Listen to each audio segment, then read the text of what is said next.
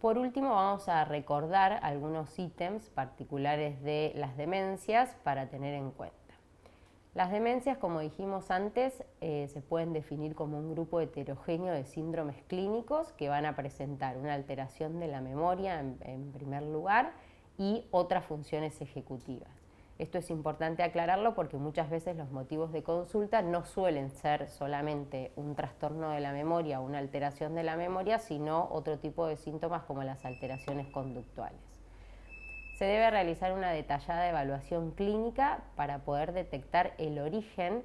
de la demencia o del trastorno neurocognitivo y pensar y evaluar si es que existe un empeoramiento de los síntomas que ese paciente quizás ya podía presentar y si tiene comorbilidades y cómo esas comorbilidades pueden afectar este trastorno.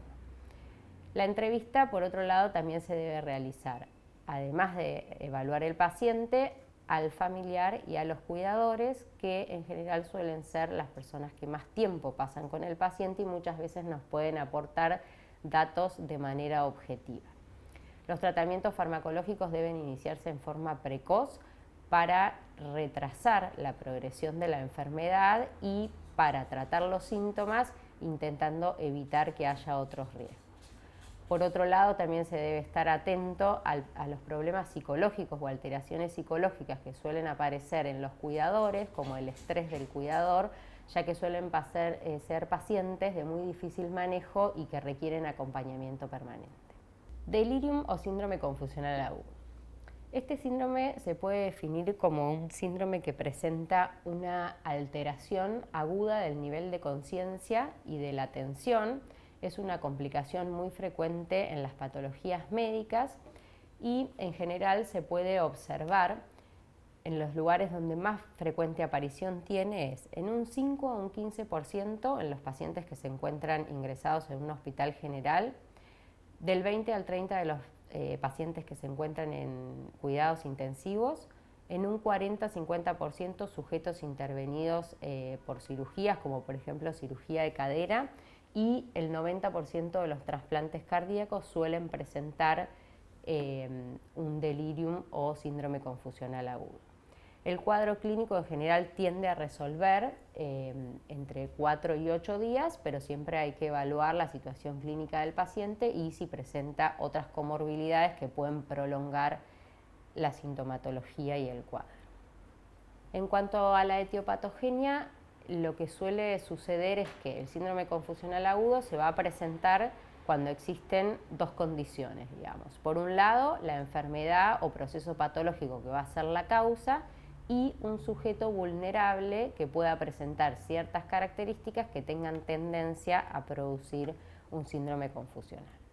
Entre los factores de vulnerabilidad que podemos encontrar para que se presente este cuadro suelen ser la edad corta o avanzada, los extremos de la vida, el abuso de alcohol u otro tipo de sustancias como antecedente o que sea un abuso activo, cualquier tipo de lesión cerebral y la presencia de estrés emocional, privación del sueño, estimulación sensorial e inmovilización. Por otro lado, también debemos evaluar lo que se conoce como factores precipitantes. Por ejemplo, la intoxicación por sustancias, la abstinencia a alcohol, benzodiazepinas, barbitúricos o anfetaminas, la hipoxia, cualquier tipo de infección y las causas metabólicas. También entre los factores precipitantes podemos encontrar causas hormonales, como por ejemplo el hipotiroidismo, la enfermedad de Addison o enfermedad de Cushing,